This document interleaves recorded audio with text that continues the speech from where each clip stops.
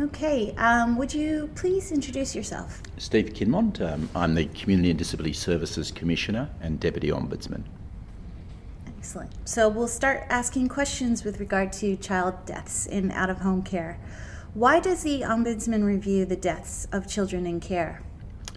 The principal reason, and this is in the legislation, is to prevent and reduce the deaths of children.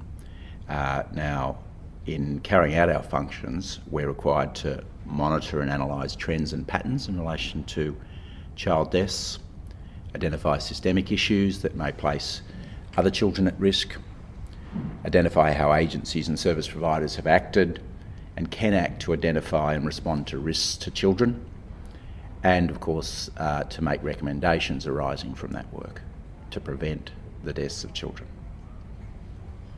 How many children in care have died and why? Between 2004 and 2013, a 10-year period, 88 children in care died. Now, it's important to put that in the context of the overall number of child deaths. That only represents 1.4% of all child deaths. Now, in terms of why did they die, what's very important for you to stress that in many cases, 50 of the 88, in fact, the deaths were due to natural causes.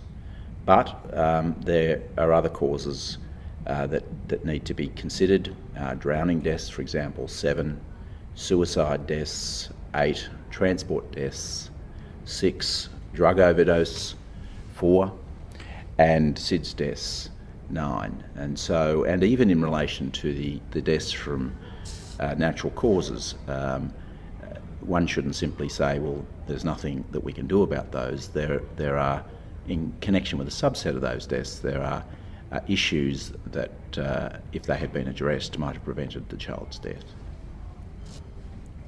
What have your reviews of the deaths of children in care identified? Well, specifically in the out-of-home care, there's probably a number of themes that it's important for me to stress. The first relates to young people in care who have the need for intensive support, and particularly this has come up in the context of suicide deaths.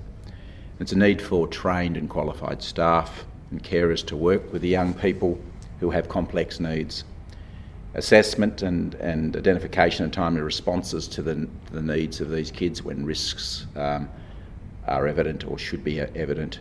And absolutely important is this aspect of collaboration, communication, information sharing between key agencies. So the importance of out-of-home care providers talking to FACS, talking to schools, talking to health services. There may need to be communication with the police so that in fact we get a sophisticated response, particularly in relation to young people who are at risk of suicide.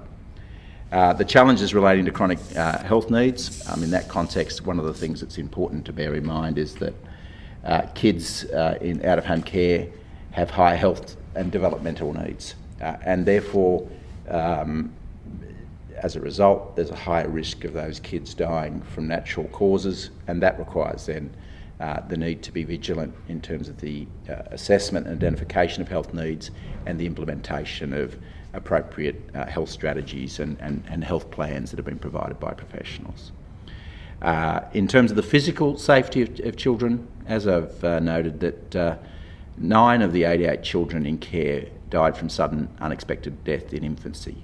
And it's important to recognise that many infants in care are more likely to be born prematurely or with neonatal abstinence syndrome, and therefore are going to be more at risk. And therefore it's very important for agencies to be aware of safe sleeping practices, much more important that the carers are aware of safe sleeping practices, and that there's a level of rigour in terms of supporting carers in relation to this particular important area.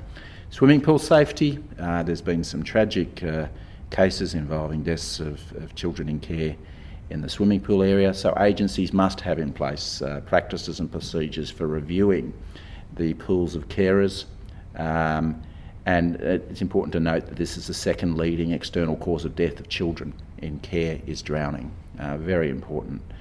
And then finally, safe storage of medication. It's also important that we've had some tragic cases of kids dying as a result of medication not having been properly secured, and the children having access to the medication and dying as a result. So hopefully that provides a bit of a snapshot of some of the issues that the key issues that need to be looked at. What are the responsibilities of agencies in the event that a child dies? If a child dies in hospital, it's very important to make sure that the health service provider is aware that the child is a child who's in care, so that the notification that's made is informed by that fact. So if the child's in hospital, let the hospital authority know that the child is a child who is in out-of-home care. It's also important that police are made aware of the care status of the child, that the child is a child in out-of-home care. This relates to notifications that are made to the coroner, and also it ensures that we're appropriately advised. Obviously, if there's other relevant agencies that have a responsibility, in many cases, obviously community services will have a direct responsibility and interest. It's important that they're apprised as well. And we would expect also that there's clear protocols in place between agencies and FACTS to manage the immediate issues, for example, notifying the family, managing the response to other children in the care placement, and other issues that might be relevant to that child's death. In terms of prevention, please engage with our office. We're only a phone call away.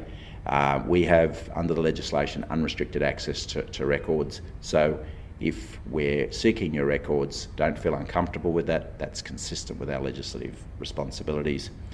And agencies should then use these events to take a constructive look at whether there are any prevention issues that need to be addressed. What, if anything, might the child's death tell us by way of the need for system and practice improvement?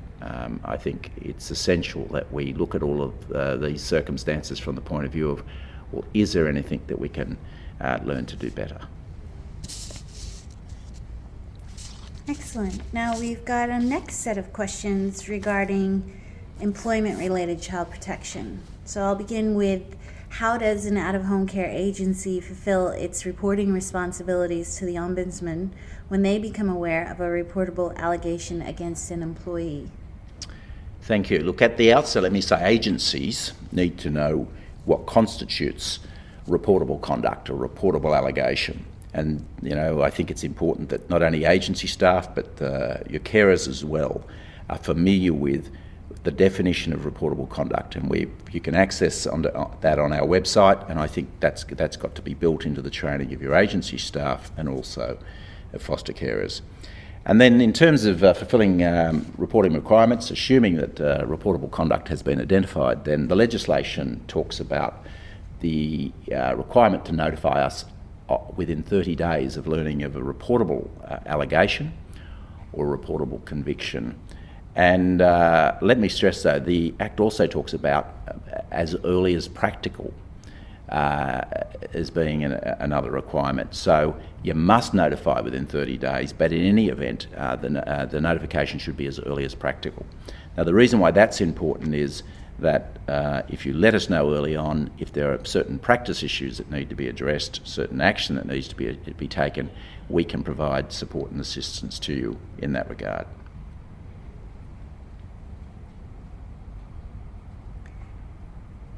How does the Ombudsman do that?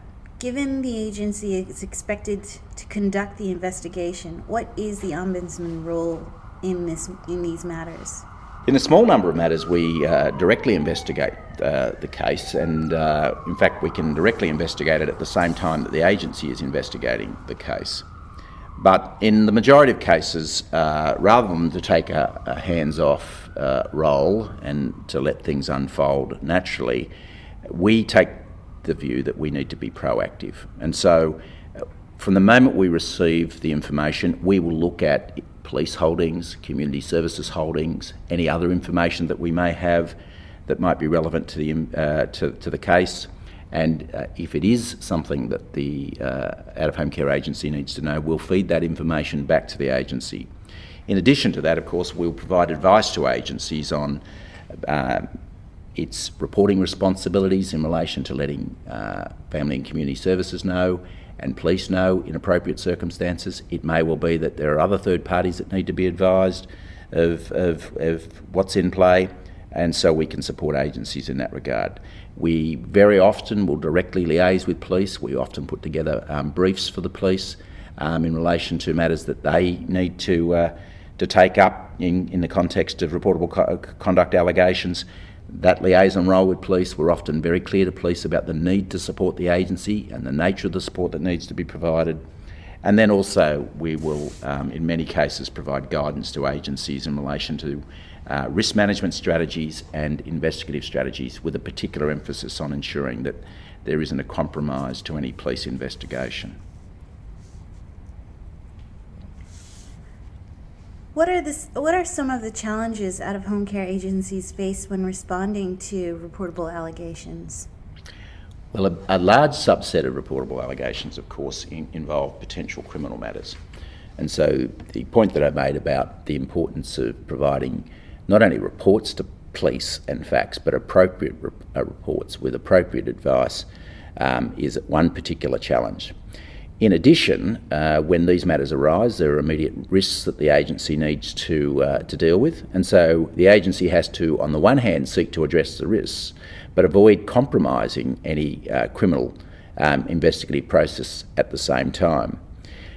Another challenge relates to the need to ensure that as the matter unfolds and the risks change, that appropriate responses are provided by the agency, and once again that has to be done in the context of the complex challenge of making sure that the action that the out-of-home care agency takes does not compromise investigative action by any other player, particularly the police. And finally, it's essential that there are appropriate and rigorous lines of inquiry, but they're carried out in such a way where, on the one hand, the evidence is collected, but on the other hand, there's not damage done unnecessarily to the organisation. And a part of that relates to the need to deal with people, the subject of allegations, with fairness and with respect. And so rigorous investigations does not mean that people's rights are ignored. What it does require is rigour, but with sensitivity at the same time. The Ombudsman is required to scrutinise agencies' systems for preventing and responding to reportable allegations. How does it do that? We do that in a number of ways. For example, we look at trend data across agencies and across sectors, and the trend data, then what we'll look for is outliers in terms of the data where there are anomalies, where in fact the reporting rates are either particularly high or alternatively particularly low, and that will help to inform our keep under scrutiny strategies. We also leverage off our broader community services monitoring and review and inquiry function under the Community Services Complaints and Reviews and Monitoring Act. And so we don't simply look at the information holdings that come through the reportable conduct scheme, but also our holdings more broadly. And that helps to not only inform matters that are relevant to the agency, but it also helps to inform whether in fact there are broader systems issues in play that are relevant for the whole sector. And so we use data, we use our broader learnings from our monitoring review functions, and then also of utmost importance is that we are absolutely committed to working with agencies and having discussions with agencies, and we learn so much from those discussions, and then we use what we learn from our liaison with the sector, our liaison with agencies around individual matters, and then feed that back into the system in order to drive system improvement. Is there anything else out-of-home care agencies should know about the Ombudsman's office? Look, there's a lot more in terms of the reportable conduct area. It's an extremely complex area. I'm pleased to say that thus far it's held up pretty well.